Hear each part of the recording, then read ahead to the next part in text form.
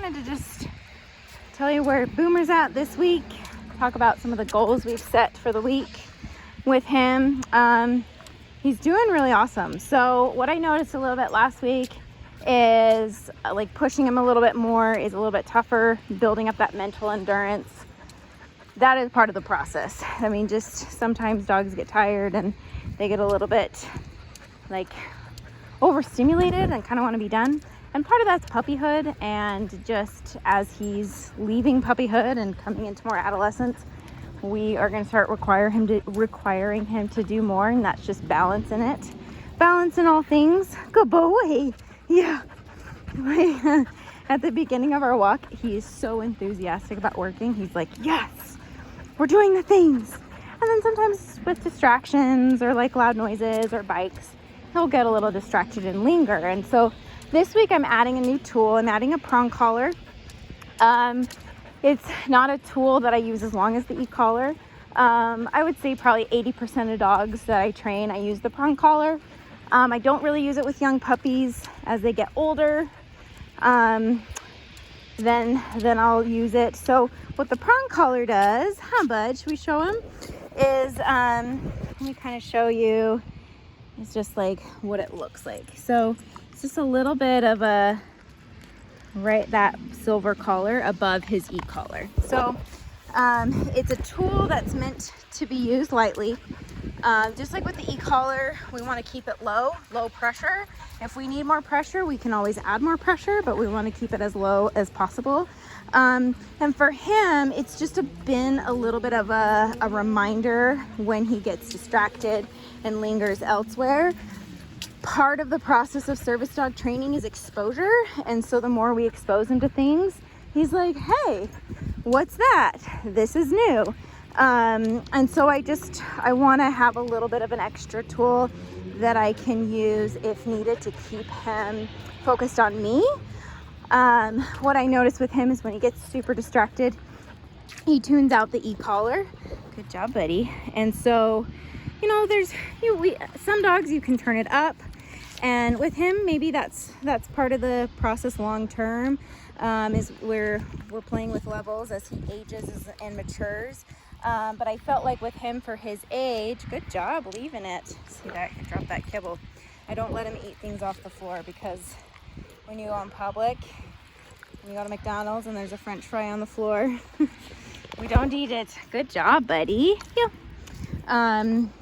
So this kind of thing is we could turn up the e-collar, or we can add a different tool just to help as a temporary thing as we're exposing him to more stuff, and he's never seen these things before.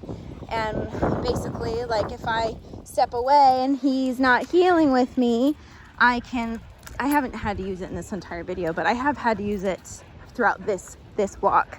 But I could pop the collar just lightly, just light pressure on the collar, as just like a quick and simple thing of like, hey buddy, pay attention to me. I know you're not feeling the e-collar right now, but I'm asking you to heal.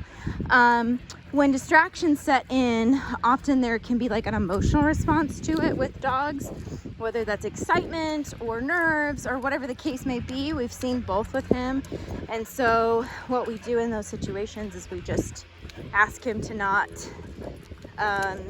just tune it out, be neutral. And that's really hard.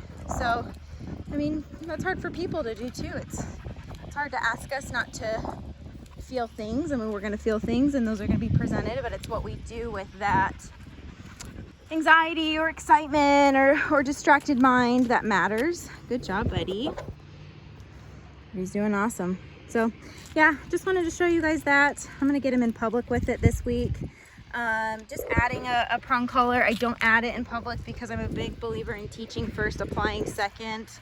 We're going to do lots of repetitions with the prong collar before we go into public, because that's how we teach.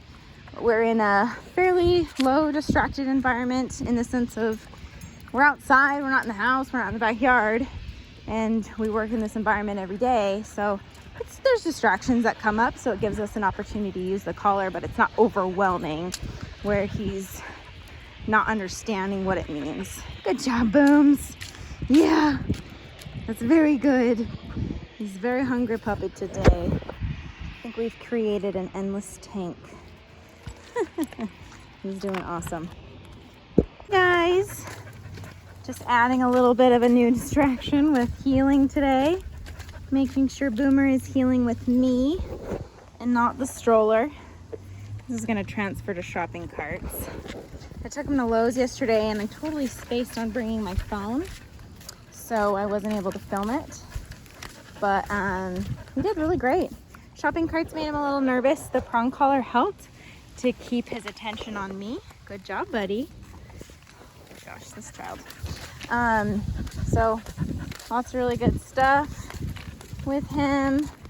Again, I'm making sure his heel position is correct with the stroller. Good boy. And every time we stop, I wanted to sit and pay attention. Lots of really good things. Huh, buddy? Boomer heel? This is hard one-handed, but we're doing it. The crazy baby trying to escape the stroller. Boomer's healing perfectly. Good job, big guy.